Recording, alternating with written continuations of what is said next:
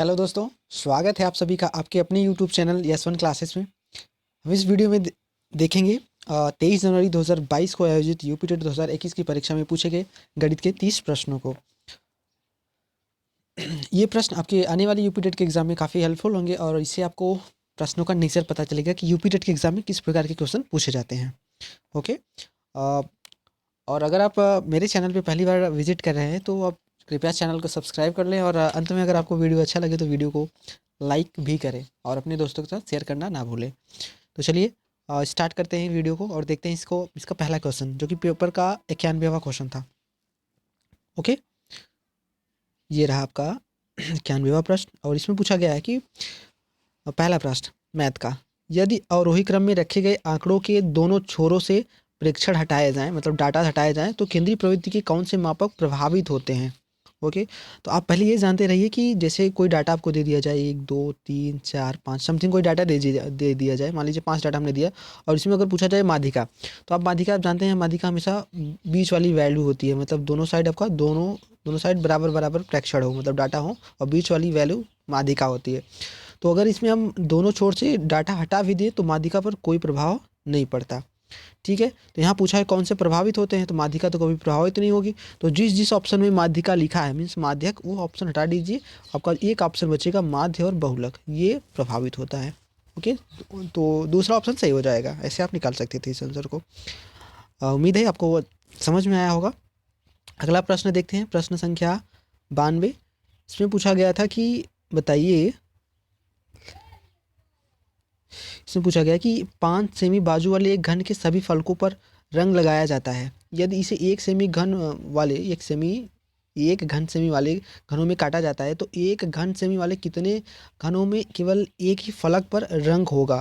मतलब ऐसे समझिए, एक पासा है, उसका फिर सिर्फ मैं एक फलक बना रहा हूँ, सामने वाला फलक। ओके, तो इसको ये 5 सेमी का है और इसको एक एक सेमी पे काटा जा रहा है, ऐसे ऐसे काट दिया गया, फिर एक एक सेमी पे ऐसे काट गया।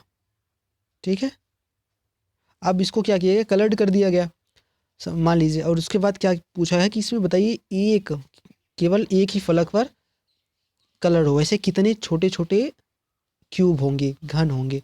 तो आप जानते हैं जो भी किनारे वाले होंगे, मतलब ये किनारे वाले जो भी होंगे वो क्या करेंगे, मतलब पास वाले अपने साइड फलक से लगे हुए होंगे, तो जितने भी किनारे वाले क्यूब होंगे ना उनमें हमेशा 2 फलकों पे कलर्ड होगा। तो हमको वो नहीं लेने हैं, लेने कौन से हैं, बीच में, जो बीच में बचे 1 2 3 4 5 6 7 8 9, ये 9 फलक ऐसे होंगे, सॉरी 9 क्यूब ऐसे होंगे एक फलक पर, जिस पे केवल एक रंग होगा, मतलब एक फलक पे रंग होगा।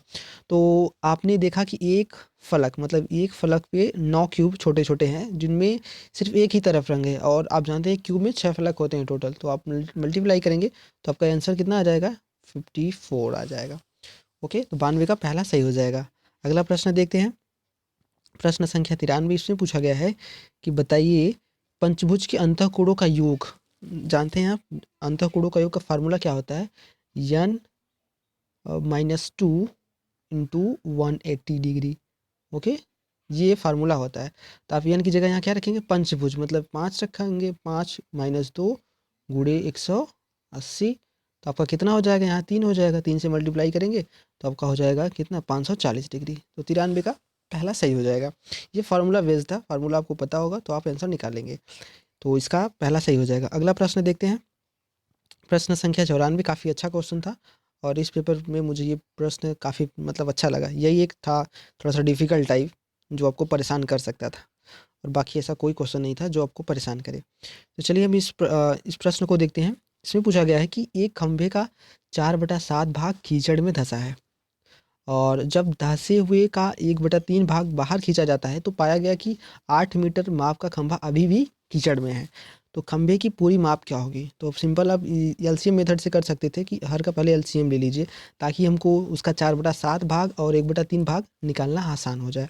तो 7 और 3 का एलसीएम लेंगे तो कितना होगा, एलसीएम लेंगे तो होगा हमारा 7 त्रिक 21। ठीक है, कितना हो जाएगा, 21 हो जाएगा एलसीएम, ये आप याद रखेंगे। इसका मतलब ये हुआ कि मान लीजिए कि वह 21 इकाई या 21 सेमी या 21 मीटर जो भी आपको मानना हो, मान लीजिए कि 21 मीटर उसकी टोटल लंबाई थी। तो आप यहाँ देख लीजिए 21 है भी ऑप्शन में, चाहे तो आप एलसीएम से डायरेक्ट लगा सकते थे, लेकिन फिर भी हम पूरा लगाएंगे। अब यहाँ देखिए, स्टार्ट करते हैं हम लगाना। तो इसमें कहा गया है कि 4/7 भाग कीचड़ में है ना, तो 21 का हम 4/7 निकालते हैं। 21 का, सॉरी, तो 21 का आप क्या निकालेंगे, 4/7 भाग। 21 का निकालेंगे हम 4/7 भाग, ये आ जाएगा कितना, 7 त्रिक 21 और 3 चौके 12। ये भाग कीचड़ में क्या है, धंसा है, 12 मीटर कह लीजिए।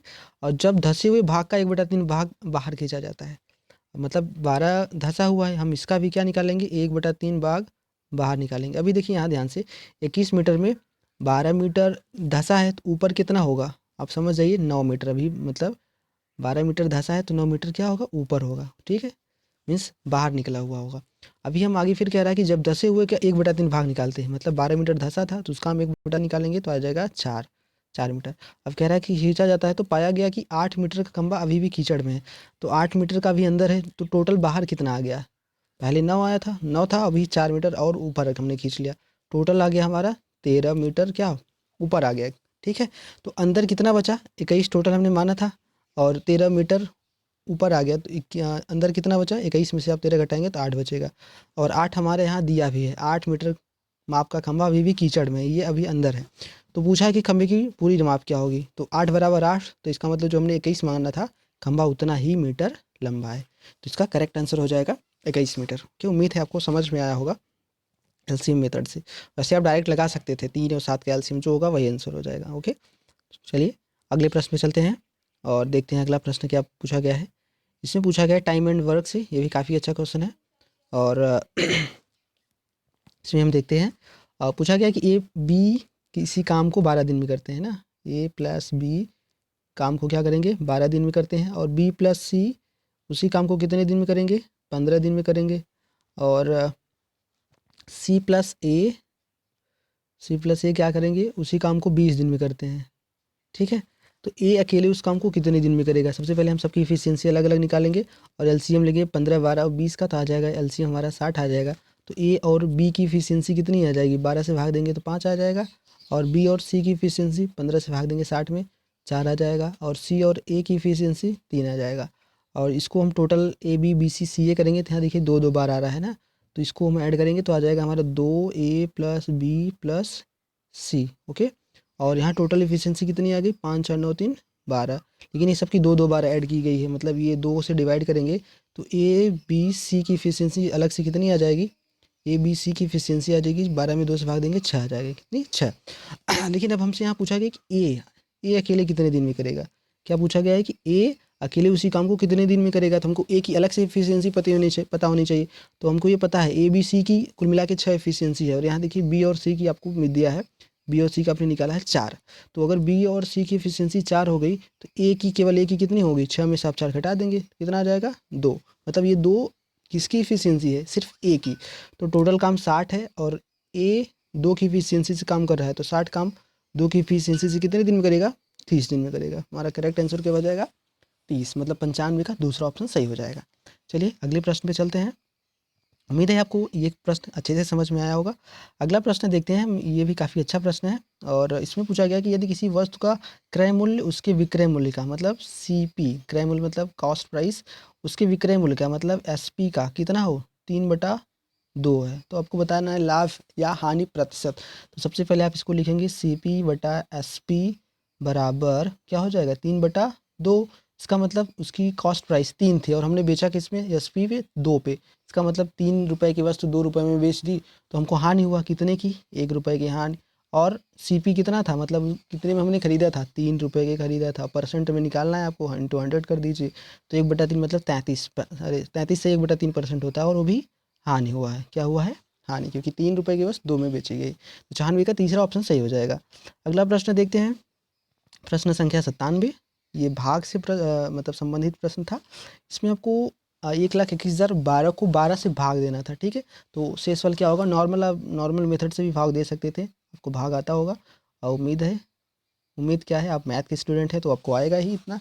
तो आप भाग देंगे, तो भाग दे के आप चेक भी कर सकते हैं, मतलब कि 4 शेषफल बचेगा इसमें, आप भाग दे लीजिएगा। ओके, तो अगला प्रश्न में चलते हैं हम। अगला प्रश्न है हमारा 98। इसमें क्या करना है, सिर्फ आपको मतलब ये गुणनफल में इकाई का अंक क्या होगा, तो इकाई के अंक में आप सिर्फ जो भी नंबर हो उसकी इकाई अंक से गुणा करते चलिए, लास्ट में जो इकाई अंक आए वही उत्तर हो जाएगा। जैसे 378 में इकाई अंक 8 है, तो हम इसका 236 के इकाई अंक से 6 से गुणा करेंगे, तो 8 अंक कितना हो जाएगा 48। ठीक है, अब इसका इकाई अंक 8, 8 का गुणा किस में करेंगे 9 में करेंगे, तो आ जाएगा कितना 8 9 72।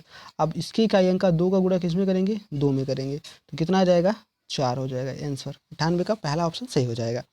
अगला प्रश्न देखते हैं, प्रश्न संख्या 99। इसमें क्या पूछा गया है कि काफ़ी अच्छा ये भी प्रश्न है, और देखते हैं इसमें पूछा गया यदि मतलब दिए गए आंकड़ों का माध्य 4.5 है, ओके, तो उसका माध्य क्या होगा। यहाँ देखिए एक डाटा मिसिंग है, तो आप जानते हैं कि माध्य निकालने का फार्मूला क्या होता है, दिए गए आंकड़ों का योग बटा आंकड़ों की संख्या। तो सबसे पहले हम आंकड़ों की संख्या जान लेते हैं, 2 4 6 8 10 हमारे पास टोटल। पहले हम माध्य ही निकालते हैं, क्या निकालते हैं माध्य। ठीक है, तो माध्य हम जब निकालेंगे तो टोटल हमारे पास नीचे कितना दिया है 10 हमारे पास डाटा है, और सबको ऐड करेंगे तो कितना आएगा 7 5 12, फिर 7 जोड़ेंगे 19, फिर 8 जोड़ेंगे 27, फिर 5 जोड़ेंगे उसमें कितना आ जाएगा 32, फिर 4 जोड़ेंगे 36, फिर 3 39, एक 40 और 2 42। ठीक है, और एक डाटा भी हमने नहीं जोड़ा है प्लस एक्स हम यहाँ लिख देंगे। और हमारे पास माध्य कितना दिया था 4.5, 4 और 10 से गुणा करेंगे 4.5 में कितने रहेगा, ये हो जाएगा 45 बराबर 42 प्लस एक्स, सॉरी यहाँ 42 रहेगा। ठीक है, यहाँ क्या रहेगा 42 और प्लस एक्स, तो एक्स बराबर हमारा कितना निकल के आएगा, ऐसे देखिए ना, एक्स बराबर 3 आ गया। क्या आ गया 45 में से 42 घटाएंगे 3, मीन्स यहाँ जो एक्स है ना वहाँ 3 होना चाहिए। अब जब आपको एक्स का मान पता हो गया तो अब ये पूरे आंकड़े का माध्यिका ज्ञात करना है, सॉरी वही माध्यक मतलब माध्यिका। तो माध्यिका में आपको क्या करना पड़ेगा, सबसे पहले अब हम माध्यिका निकालते हैं। ठीक है, क्योंकि एक्स का मान हमारा आ गया और एक्स बराबर कितना आया था 3 आया था, कितना 3। अब माध्यिका में मतलब फॉर्मूला क्या होता है, सबसे पहले हम आंकड़ों को आरोही या अवरोही में कर लेंगे। ठीक है, तो अवरोही में करते हैं या आरोही बढ़ते क्रम में करते हैं, आरोही क्रम में। ठीक है, तो और एक बात इसमें हमने n बराबर कितना है 10, तो ये भी फार्मूला होता है, आप जानते होंगे कि अगर विषम हो n का मान विषम हो तो उसमें n+1/2 वहाँ पद होता है माध्यिका, और अगर n बराबर सम हो तो n/2 वहाँ पद प्लस n/2, हम वही फार्मूला भी लिख देते हैं। पहले इसका क्या निकालेंगे आरोही क्रम में कर लेंगे, बढ़ते क्रम में। तो बढ़ते क्रम में हम लिखेंगे 1 2, उसके बाद 3 दो बार लिखेंगे क्योंकि यहाँ एक 3 है और एक यहाँ, उसके बाद 4 5 5 दो बार है, और फिर 7 भी दो बार है, और फिर 8 एक बार है। ठीक है, देख लेते हैं हमारे पास पूरा नंबर है कि नहीं, 2 4 6 8 10, यस 10 आंकड़े हैं हमारे पास। अब हमको क्या निकालना है माध्यिका निकालना है ना, मीडियन। अब हम क्या करेंगे, फार्मूला वही था n/2 वहाँ पद, ठीक है, प्लस n/2 प्लस 1 वहाँ पद, ओके, और सबका बटा 2 करना था। तो यहाँ n बराबर हम जब 10 रखेंगे तो यहाँ क्या कौन सा पद आ जाएगा 5वां। ठीक है, 5वां प्लस यहाँ एक n/2 प्लस 1 कर देंगे, 6वां पद बटा 2, यहाँ वहाँ है, अब ध्यान से। ठीक है, 5 नहीं है यहाँ, 5वां पद प्लस 6वां पद, ब्लू से लिख देते हैं। ठीक है, और सबको बटा 2, तो 5वां पद आप देख लीजिए कौन सा है, 1 2 3 4 5, 4 आ रहा है, और 6वां पद उसके आगे का एक 5, और सबको बटा 2, तो 5 प्लस 4 9/2, 9/2 मतलब 4.5 आ जाएगा इसका माध्यिका। ठीक है, उम्मीद है आपको अच्छे से समझ में आया होगा। अब चलते हैं अगले प्रश्न पे। अगला प्रश्न देखते हैं, इसमें क्या पूछा गया है कि ये पूछा गया है कि सांख्यिकी में मतलब थ्योरी से संबंधित है, सांख्यिकी में विचरण का विश्लेषण नामक विधि का मुख्य श्रेय है। ऑप्शन आपका न्यूटन, दूसरा ऑप्शन है लाप्लास, तीसरा गाउस और चौथा आर ए फिशर। तो विचरण का विश्लेषण आर ए फिशर ने दिया था, इस विधि को आर ए फिशर ने दिया था, तो 100 का चौथा हो जाएगा। अगला प्रश्न देखते हैं, ये भी काफ़ी अच्छा प्रश्न था ज्योमेट्री का। इसमें देख लीजिए कौन सा कथन सत्य है ना, ये पूछा गया है, और ऊपर वाला ही सत्य है तो हम ऊपर वाला ही दिखाएंगे। देखिए इसमें क्या है कि त्रिभुज एबीसी के मध्य बिंदु क्रमशः डी ई एफ है, मतलब ये जो डी ई और एफ है ना, ये ए बी सी के मध्य बिंदु हैं। तो ज्ञात कीजिए निम्न में से कौन सा कथन सत्य है। तो इसमें देखिए कुल कितने मध्य बिंदु के द्वारा, मतलब जब इसे मिला दिया गया है तो कुल कितने त्रिभुज बन रहे हैं हमारे पास, कुल बन रहे हैं 1 2 3 एंड 4। आप जानते हैं जब भी मध्य बिंदुओं के द्वारा, मतलब ऐसे मध्य बिंदु को मिलाया जाए तो ये जो त्रिभुज छोटे छोटे बनेंगे चार ना, ये समान एरिया के बनेंगे, मतलब इक्वल एरिया के बनेंगे। तो इसमें पूछा गया कि डी ई एफ का क्षेत्रफल, मतलब सभी ऑप्शन में यही लिखा है कि डी ई एफ का क्षेत्रफल। तो देखिए एक बटा, मतलब चार छोटे छोटे हैं, तो जो पूरे त्रिभुज ए बी सी का एक बटा चौथा भाग ये होगा डी ई एफ। क्या होगा, ये डी ई एफ पूरे त्रिभुज का एक बटा चौथा भाग होगा। तो इसलिए पहला ही ऑप्शन सही हो जाएगा, डी ई एफ का क्षेत्रफल बराबर एक बटा चार त्रिभुज ए बी सी का क्षेत्रफल। ओके, अगला प्रश्न देखते हैं। उम्मीद है आपको समझ में आ रहा होगा। अगला प्रश्न भी थियोरेटिकल है थोड़ा सा। इसमें पूछा गया है कि बताइए यदि किसी दिए गए आंकड़ों का समांतर माध्य ए, ज्यामिति माध्य जी और हरात्मक माध्य एच हो तो कौन सा सही होगा। तो A is greater than G is greater than H, ठीक, इक्वल, ये मतलब थियोरेटिकल है, दूसरा ऑप्शन सही हो जाएगा इसका। ए इज़ ग्रेटर और equal than G is greater और इक्वल देन एच, इसलिए 102 का दूसरा ऑप्शन सही हो जाएगा। अगला प्रश्न देखते हैं, ये भी काफ़ी अच्छा प्रश्न है। इसमें पूछा गया कि यदि दो संख्याओं का अंतर तथा गुणनफल 5 और गुणनफल 36 है तो उनके व्युत्क्रमों का अंतर ज्ञात कीजिए। काफ़ी इजी था। मतलब हम मान लेते हैं कोई संख्या x है ना और दूसरी संख्या y है, दो संख्याओं का अंतर मतलब x माइनस वाई बराबर, या y माइनस एक्स भी कर सकते हैं ना, क्योंकि हमको ये नहीं पता कौन सी बड़ी कौन सी छोटी संख्या है। और x y बराबर हमको क्या दे दिया, गुणनफल 36, कितना दे दिया 36। हमको निकालना क्या है, उनके व्युत्क्रमों का, मतलब अगर संख्या x है तो व्युत्क्रम 1/x और अंतर मतलब माइनस 1/y, ठीक है। अब क्रॉस मल्टीप्लाई कर लीजिए, y माइनस एक्स बटा एक्स वाई, तो अंतर कितना है हमको देखिए 5, मतलब ऊपर 5 आएगा और एक्स वाई 36, मतलब 5/36 ऑप्शन सही हो जाएगा। और यहाँ x minus Y minus X, मतलब हमने कहा पहले ही कि हमको ये नहीं पता कौन सी बड़ी संख्या है, बस अंतर दिया है तो हमको अंतर से मतलब है, तो 5 रख देंगे और बटा 36, 5/36 इस प्रश्न का सही आंसर हो जाएगा। अगला प्रश्न देखते हैं, प्रश्न संख्या 104। इसमें पूछा गया है कि आप 20वीं सदी के स्वशिक्षित भारतीय गणितीय प्रतिभावान कौन थे। ऑप्शन पहला हरिश्चंद्र, दूसरा ऑप्शन श्रीनिवास रामानुजन, तीसरा ऑप्शन श्रीधराचार्य, चौथा आर्यभट्ट। तो इस ऑप्शन का मतलब इस प्रश्न का जो सही प्रश्न उत्तर हो जाएगा वो हो जाएगा option number second, Srinivasa Ramanujan, 20वीं सदी के महान गणितज्ञ। ओके, अगला प्रश्न है प्रश्न संख्या 105। ये भी काफ़ी अच्छा प्रश्न है और थोड़ा सा स्पेस चाहिए। चलिए, इसमें पूछा गया कि किसी कमरे की चारों दीवारों का क्षेत्रफल 660 मीटर स्क्वायर है तथा लंबाई उसकी चौड़ाई की दोगुनी है।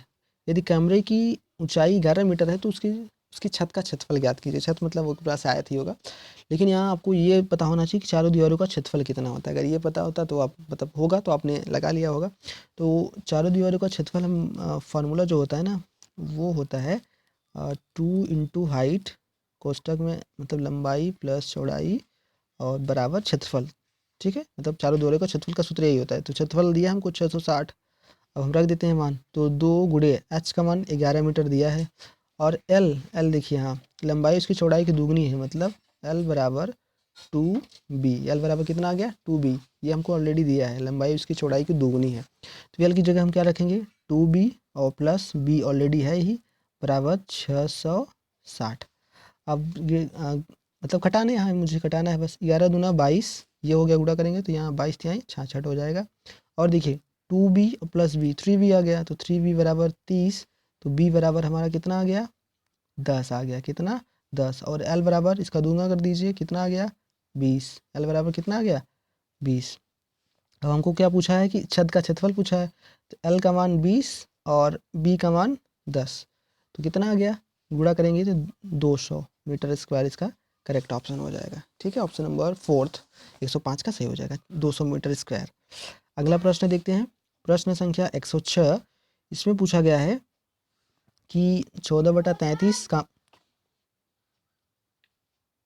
चल जा 42/55 और 21/22, ठीक है, का म स ज्ञात करना है। आप जानते हैं कि जब हमको भिन्न का मतलब म स या ल से पूछा जाता है तो ये रूल होता है जो पूछा जाए वही अंश का निकाला जाता है। जैसे अगर यहाँ म से पूछा गया ना तो इसका मतलब हम अंश का म से लेंगे और हर का क्या लेंगे LCM और इसका क्या लेंगे HCF।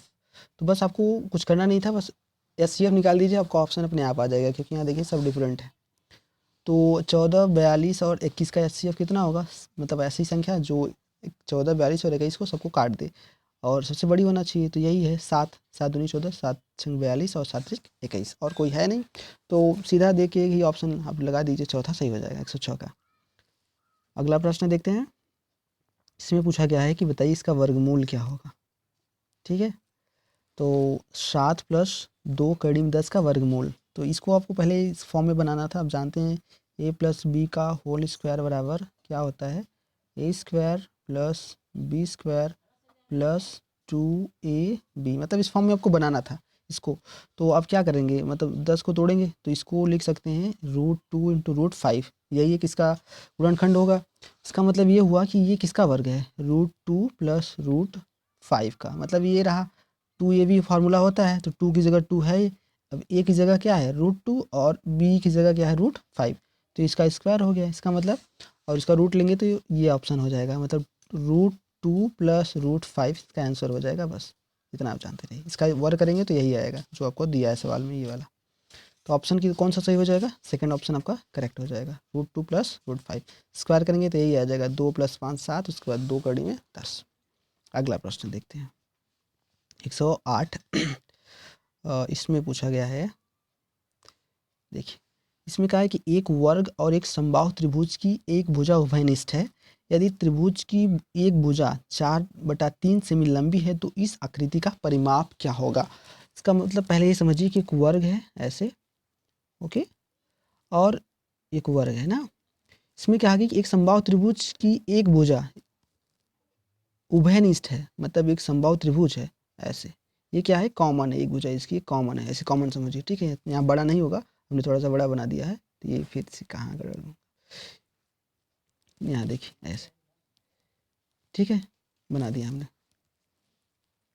तो ये क्या होगा, मतलब ये भुजा कॉमन हो गई, ये भुजा दोनों में कॉमन हो गई, त्रिभुज की, मतलब समबाहु त्रिभुज की और एक वर्ग की। अब आगे क्या कह रहा है कि यदि त्रिभुज की एक भुजा 4/3 सेमी होगी, एक 4/3, आप जानते हैं अगर ये समबाहु त्रिभुज है और यही भुजा वर्ग का कॉमन भुजा भी है, तो अगर एक भुजा की लंबाई दे दिया 4/3, इसका मतलब सभी जितने भी भुजाएं हैं, कितनी भुजाएं हैं यहाँ देख लीजिए, और परिमाप पूछा है ना, तो इस आकृति का परिमाप, परिमाप मतलब होता है बाहरी माप, क्या होता है बाहरी माप, मतलब 2 भुजा हो गई, 3 भुजा, 4 और 5, तो 5 भुजाओं की माप, मतलब 4/3 को 5 बार आपको जोड़ना था, तो बस इंटू कर दीजिए, कितना हो जाएगा 20/3। आपको डायरेक्ट 20/3 नहीं दिया है ऑप्शन में, आपको देखिए निकालना पड़ेगा, 6 × 18 2 20/3। ठीक है, मतलब मिक्स रेशियो में दिया था, मिक्स फ्रैक्शन में, सॉरी, तो ये हो जाएगा आपका क्या करेक्ट आंसर। अगला प्रश्न देखते हैं, इसमें पूछा गया है कि कौन सी, मतलब निम्नलिखित में से कौन सी संख्या 99 से विभाजित होती है।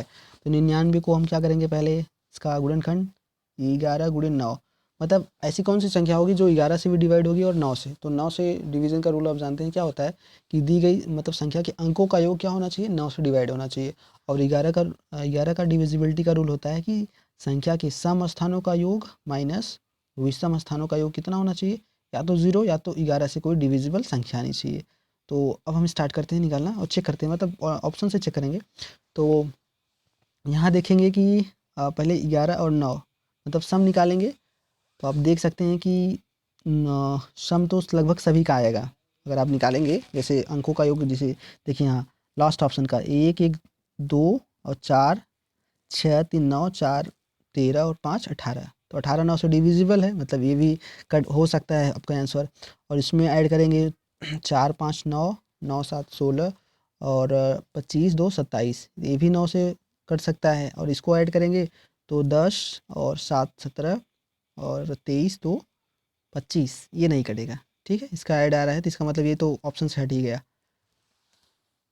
ओके, अगला पहला हम चेक कर लेते हैं, 5 3 8 7 15 2 17 4 21 6 27, ये भी कट सकता है। ठीक है, मतलब 9 से तो 3 ऑप्शन कट रहे हैं, अब हमको मतलब 11 से चेक करना है, 11 से जो कटेगा वही हमारा उत्तर हो जाएगा।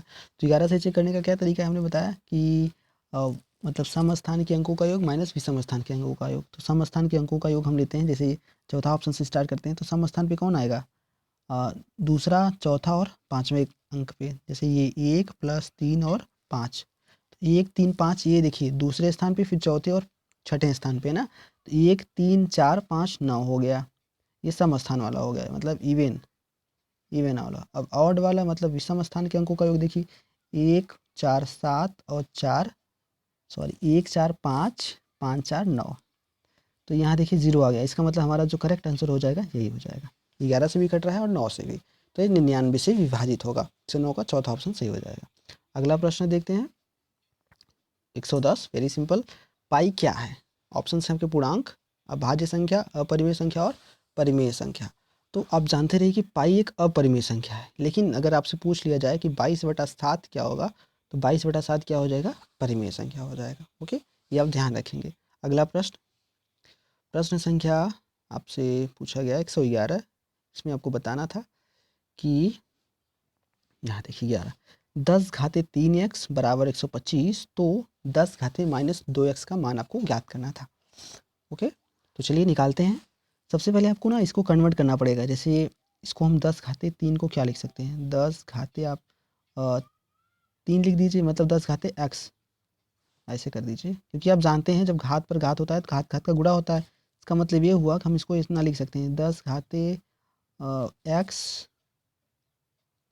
और घाते 3, ठीक है, बराबर, और 125 को हम क्या लिख सकते हैं, 5 का क्यूब, ठीक है। तो यहाँ देखिए हम क्या कर सकते हैं, घात से घात कटा सकते हैं। इसका मतलब ये हुआ कि 10⁻x बराबर कितना हमको मिला, 5। अब आते हैं हम यहाँ, हम जो हमसे पूछा गया है 10⁻−2x पूछा गया है ना, इसको हम 10⁻x के फॉर्म में लिखते हैं, 10⁻x, और उसके बाद हम इसका -2 लिखते हैं, ऊपर क्या लिखेंगे, -2।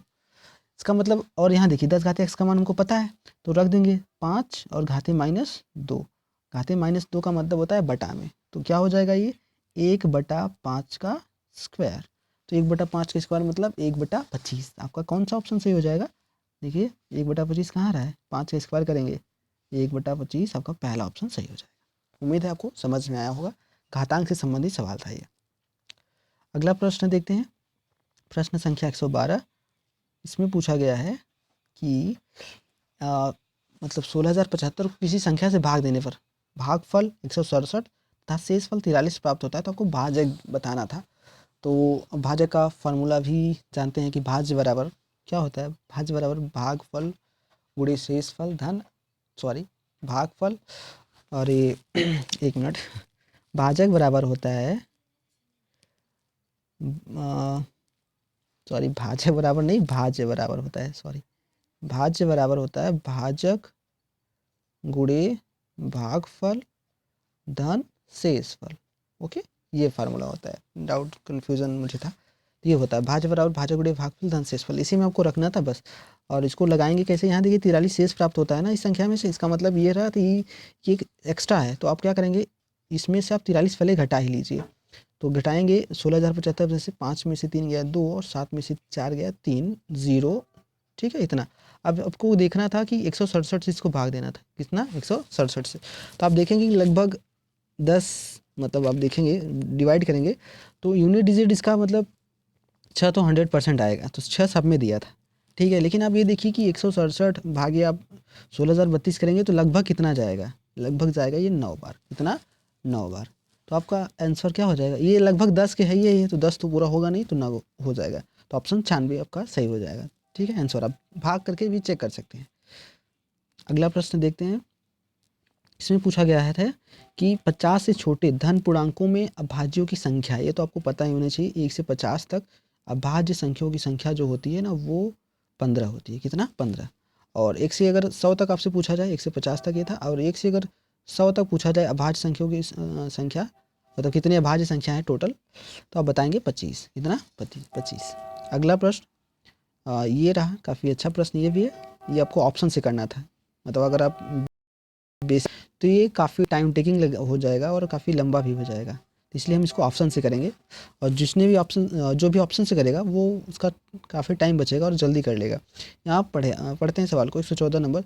दो संख्याओं में से बड़ी संख्या का 2 गुना छोटी संख्या के 5 गुने से 3 ज़्यादा है, तथा बड़ी संख्या के 4 गुने और छोटी संख्या के 3 गुने का योग 71 है, तो ये संख्याएँ हैं। ऑप्शन पहला हम करते हैं, और यहाँ 2 शर्त है ना, एक शर्त ये रहा, ठीक है, और दूसरी शर्त ये है, बड़ी संख्या का के 4 गुना और छोटी संख्या के 3 गुणों का योग 71 है, ठीक है। ये हमारा शर्त है, दो दो, तो दोनों हमको चेक करना पड़ेगा। सबसे पहले हम दूसरा चेक करते हैं कि बड़ी संख्या के 4 गुना और छोटी संख्या के 3 गुने का योग 71 है। तो ले लेते हैं हम पहला ऑप्शन। तो बड़ी संख्या 17 है, इसका 4 गुना कितना हो जाएगा, ये 68 हो जाएगा, और छोटी संख्या के 3 गुने, तो ये छोटी संख्या 1 है, इसका 3 गुना कितना हो जाएगा 3, तो जोड़ेंगे 71 तो आ रहा है। ये मतलब दूसरा कंडीशन सेटिस्फाई कर रहा है। क्या चेक करेंगे हम, पहला कंडीशन क्या सेटिस्फाई कर रहा है, मतलब पहला कंडीशन है कि बड़ी संख्या का दोगुना छोटी संख्या के 5 गुने से 3 ज़्यादा है। तो बड़ी संख्या का हम दोगुना करेंगे 34, और छोटी संख्या एक का क्या करेंगे 3 गुना, सॉरी 5 गुने से 3 ज़्यादा, तो 1 का 5 गुना 5, और क्या 3 ये ज़्यादा है 34 5 से, कभी नहीं, मतलब पहला ऑप्शन आपका नहीं होगा। दूसरा ऑप्शन चेक करते हैं। तो दूसरा ऑप्शन हम चेक करेंगे, बड़ी संख्या के 4 गुने और छोटी संख्या के 3 गुने का योग इतना होना चाहिए। तो बड़ी संख्या कितनी है इसमें, 14 है, ठीक है। तो इसका 4 गुना कितना हो जाएगा 56, और प्लस छोटी संख्या की 3 गुना मतलब 5 का 3 गुना कितना हो जाएगा 15, और ऐड करेंगे तो कितना आ रहा है 71 आ रहा है। एकदम मतलब सही है हमारा कंडीशन यहाँ तक। अब ये वाला ऑप्शन चेक करेंगे, मतलब पहला शर्त कि बड़ी संख्या का दोगुना, मतलब बड़ी संख्या का हम दोगुना करेंगे तो 14 दूना 28, और छोटी संख्या के 5 गुने से, तो 5 का 5 गुना कितना हो जाएगा 25। अब देखिए 3 ज़्यादा है, तो बिल्कुल 28 25 से 3 ज़्यादा है, मतलब ये दोनों कंडीशन क्या कर गया सेटिस्फाई कर गया। तो इसलिए हमारा दूसरा ऑप्शन सही हो जाएगा। कौन सा ऑप्शन, दूसरा, 14 और 5। तो ये ऑप्शन से करने का बेस्ट तरीका था। अगला प्रश्न देखते हैं, प्रश्न संख्या 115। इसमें पूछा गया है कि एक वर्ग का क्षेत्रफल जिसकी एक भुजा 8 सेमी है उस आयत के क्षेत्रफल के बराबर है जिसकी लंबाई 16 सेमी है। आयत की क्या करना है आपको, चौड़ाई ज्ञात करना है। इसका मतलब ये हुआ कि जो वर्ग का क्षेत्रफल है ना वो आयत के क्षेत्रफल के बराबर है। तो सबसे पहले हम वर्ग का क्षेत्रफल ज्ञात करते हैं। तो भुजा 8 सेमी है तो वर्ग का क्षेत्रफल कितना हो जाएगा 64 हो जाएगा। अब ये क्या कर रहा है आगे, आयत के क्षेत्रफल के बराबर है, मतलब यही किसके बराबर है, आयत का क्षेत्रफल होता है लंबाई गुणे चौड़ाई। और इसमें क्या कर दिया है कि आयत की लंबाई दिया है 16, और हमको क्या करना है चौड़ाई याद करना है, बराबर 64। अब देख रहे हैं 16 से 64 में भाग देंगे तो कितना आएगा 4 आ जाएगा। सही हो जाएगा कितना, ऑप्शन नंबर चौथा हो जाएगा। अगला प्रश्न देखते हैं। इसमें पूछा गया है कि यदि a/3 b/4 c/7 हो तो इसका मान ज्ञात करना है। तो यहाँ डायरेक्ट आपको मान रखना था, और डायरेक्ट तो आप जानते ही होंगे कि a का मान 3 रख दीजिए, b का मान 4 रख दीजिए, और c का मान 7 रख देंगे, और c को 7 रखेंगे तो ऐड करेंगे कितना आ जाएगा 14/7 बराबर 7। तो अगर आपको ये तो रहा एकदम शॉर्टकट, और आपको ये पता हो कि नहीं हमको मतलब आया आ कैसे रहा है इसे हम मानेंगे, तो आप ये कर सकते हैं कि इसको बराबर के मान लेंगे। तो यहाँ a बराबर 3 के हो जाएगा, a बराबर क्या हो जाएगा 3 के, और b बराबर कितना हो जाएगा 4 के, और c बराबर कितना हो जाएगा 7 के। तो आप इसको भी रखेंगे तो इतना ही आएगा। मतलब ये रहा शॉर्टकट, ये मेथड से है, मतलब आता कैसे है सिंपली ये, क्योंकि के से के कट जाएगा। तो 116 का 7 आंसर सही हो जाएगा, मतलब तीसरा ऑप्शन। ओके, अगला प्रश्न। इसमें पूछा गया है कि मतलब कैलेंडर से संबंधित प्रश्न। इसमें कहा गया है कि यदि 5 जनवरी 1991 को शनिवार था तो 3 मार्च 1992 को सप्ताह का कौन सा दिन होगा, ये आपको बताना था। ठीक है, तो चलिए लगाते हैं इसको, 1 मिनट। तो हमसे पूछा गया है कि 5 जनवरी, हम यहाँ लिखते हैं ना कि 5 जनवरी 1991 को कौन सा दिन था, 91 शनिवार है, क्या है शनिवार। ठीक है, अब हम क्या करेंगे, अभी 3 मार्च पे नहीं चल रहे हैं, अभी हम डायरेक्ट 5 जनवरी 1991 से हम चल रहे हैं 5 जनवरी 1992। ठीक है, पहले हम ये निकालेंगे सेम डेट और सेम मंथ। आप जानते हैं कि सेम डेट मतलब हर एक वर्ष बाद, मतलब एक साधारण वर्ष में क्या होता है, एक वर्ष बाद सिर्फ एक दिन प्लस होता है। ठीक है, क्योंकि 52 सप्ताह प्लस एक दिन होता है, मतलब एक साधारण से दूसरे साधारण वर्ष में जाएंगे तो एक दिन आगे बढ़ता है। इसका मतलब ये हुआ कि 5 जनवरी 1991 को अगर शनिवार था तो 5 जनवरी 1992 को भी क्या होगा, शनिवार ही होगा। हालांकि 1992 एक लीप ईयर है, लेकिन हमने अभी फरवरी क्रॉस नहीं किया, इसलिए हम +1 नहीं ऐड करें। मतलब वैसे +2 होता है, एक लीप ईयर में आप जानते हैं 52 सप्ताह प्लस 2 दिन होता है, लेकिन अभी ये हम फरवरी नहीं करें, सॉरी सब चला गया, फिर से लिखना पड़ेगा। तो फिर से लिखते हैं 5 जनवरी 1991 को शनिवार था। ठीक। और फिर 3 फिर हम 5 जनवरी को पहले निकालते हैं, 1 साल जस्ट 1 साल बाद। 5 जनवरी 1992 को कौन सा दिन होगा? तो प्लस 1 दिन हो जाएगा। क्या हो जाएगा? प्लस 1 दिन, मतलब 5 जनवरी 1992 को हो जाएगा रविवार। क्या हो जाएगा? रविवार। लेकिन हमसे ये तो पूछा नहीं गया था, हमसे 3 मार्च को पूछा गया जा रहा है, तो हम 5 जनवरी से 3 मार्च तक चलते हैं। तो आप जानते हैं जनवरी में 31 दिन होता है। जनवरी में कितना दिन होता है? 31 दिन, ये तो आपको पता होगा। हम 5 जनवरी तक आ चुके हैं, तो अभी कितना दिन बचा? 26 दिन बचा। अब फरवरी में चलते हैं। जनवरी का एक्स्ट्रा दिन हो गया 26, फरवरी का एक्स्ट्रा दिन कितना हो जाएगा? 29 का मंथ है तो प्लस 29, और उसके बाद हमको 3 मार्च तक जाना है तो 3 लेते हैं इसका मार्च का। फरवरी का 29 क्यों? क्योंकि ये लीप ईयर है। 1992 क्या होता है? लीप ईयर होता है। अब हम क्या करेंगे, सबको ऐड करके या 7 से डिवाइड कर लीजिए। यहाँ 7 से डिवाइड करेंगे 26 को, तो 7 तरीके 21, यहाँ 5 एक्स्ट्रा दिन आएगा, और यहाँ 7 से डिवाइड करेंगे इसको 29 को, 1 एक्स्ट्रा दिन आएगा, और ये 3 तो है ही। अब इसको ऐड कर लेंगे तो 5 1 6 और 3 9, ठीक है। 9 एक्स्ट्रा दिन हमारे पास आ रहे हैं। अब इसको भी हम 7 से डिवाइड करेंगे तो हमारे पास एक्स्ट्रा दिन जो बचेंगे वो बचेगा 2। कितना बचेगा? 2 एक्स्ट्रा दिन बचेगा ना। इसका मतलब ये हुआ कि रविवार के बाद 2 दिन जोड़ दीजिए, तो एक दिन जोड़ेंगे सोमवार और दूसरे दिन जोड़ेंगे मंगलवार, तो हमारा आंसर क्या हो जाएगा? मंगलवार हो जाएगा। क्या हो जाएगा? ऑप्शन नंबर फर्स्ट मंगलवार हो जाएगा। ठीक है, उम्मीद है आपको समझ में आया होगा। अगला प्रश्न, कैलेंडर के सवाल को हो सकता है आप मतलब किसी और मेथड से लगा सकते हैं, लेकिन मैंने जो कैलेंडर सीखा वो इसी मेथड से सीखा है। ठीक है, 1 मिनट, पूरा सवाल ऑप्शन नहीं दिख रहा है। यस, ये सिंप्लीफिकेशन से था, इसको हम सॉल्व करते हैं। आप ये एक रूल जानते होंगे कि अगर किसी की घात माइनस हो उसका मतलब होता है बटा। उसका मतलब क्या होता है? बटा। जैसे अगर मैं कहूँ कि x घाते 1, x घाते -1 है, उसका मतलब हुआ 1/x होता है। ठीक है, तो यहाँ जो भी माइनस होगा ना, जैसे अगर मैं ये भी कहूँ कि 1/x घाती -1, तो ये किसके बराबर हो जाएगा? x के, मतलब पलट जाता है, सिंपल। ठीक है, जो भी रहेगा वो पलट जाएगा। जैसे अगर x घाती -1 है तो 1/x हो जाएगा, और 1/x घाती -1 है तो x हो जाएगा। इसी रूल को हम यहाँ फॉलो करेंगे। यहाँ देखिए 1/3 घाती -3 है, तो ये कितना हो जाएगा? 3 घाती 3 हो जाएगा। जब इसको पलटेंगे तो ये जो मतलब घात इसका ऋणात्मक है धनात्मक हो जाएगा। माइनस यहाँ भी यही हो जाएगा। 1/4 घाते -2 है तो 4 घाते 2 हो जाएगा। ठीक है, ये रहा अंदर वाली बात। और भागे, भागे क्या है? तो यहाँ 1/4 घाते -3 है तो क्या होगा? 4 घाते 3। ओके, अब इसको सॉल्व कर लीजिए। 3 घाते 3 मतलब 27 माइनस 4 घाते 2 मतलब 16, और यहाँ भागे, भागे मतलब ये रहा, भागे भी लगाए रहिए। तो 4 घाते 3 मतलब 4 चौके 16 चौका 64। इसको आप घटाएंगे, 27 में से 16 11 और भागे 64। अब इसको आगे ज़्यादा सिंप्लीफाई नहीं कर सकते, तो आपका यही क्या हो जाएगा? आंसर हो जाएगा। 118 का चौथा ऑप्शन सही हो जाएगा। अगला प्रश्न देखते हैं, प्रश्न संख्या 119। ये भी काफ़ी अच्छा सवाल है और इसमें आपको प्रॉपर्टी पता होनी चाहिए।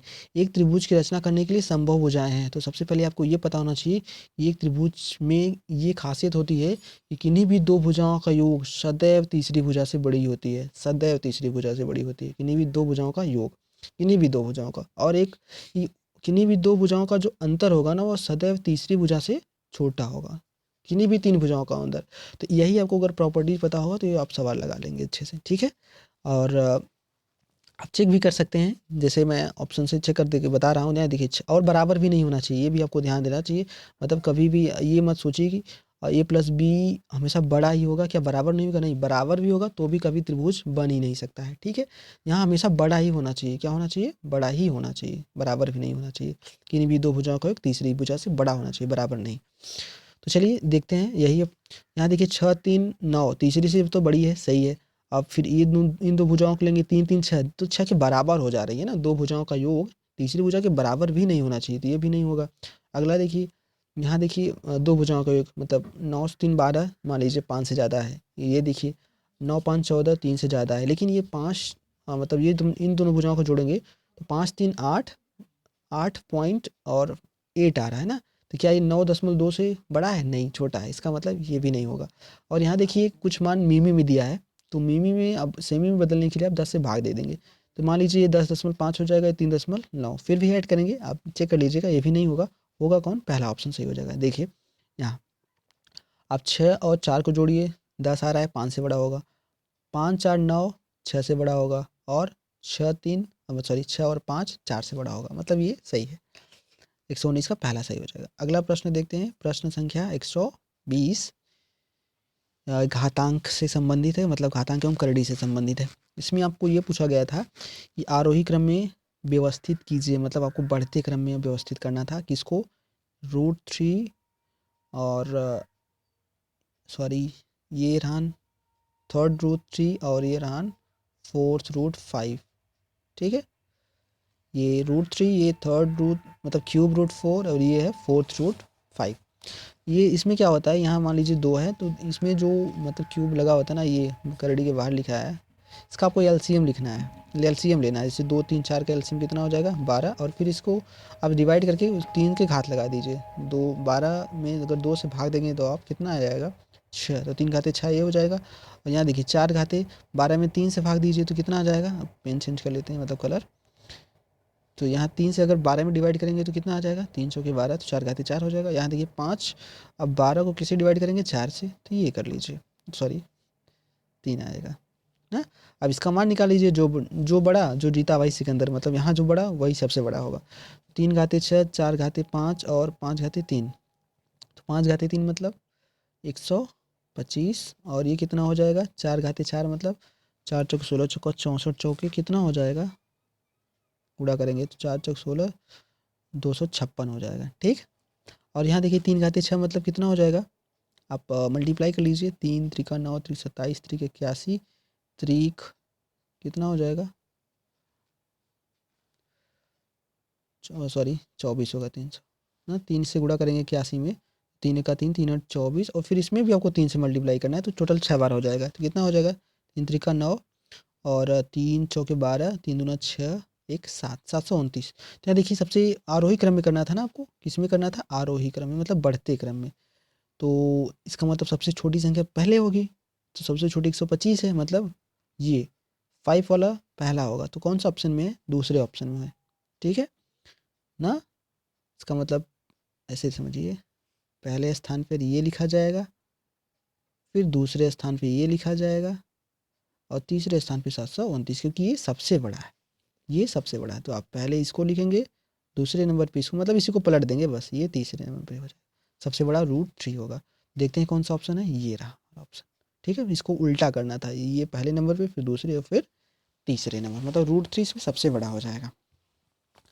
उम्मीद है आपको तीसरे प्रश्न काफ़ी अच्छे से समझ में आए होंगे, और जहाँ भी डाउट हो आप कमेंट करके पूछ सकते हैं। वैसे फिर मैं नेक्स्ट वीडियो में तो दूसरा वीडियो बना के आपको अच्छे से समझाऊंगा, जो भी टॉपिक में आपको प्रॉब्लम होगी, ठीक है।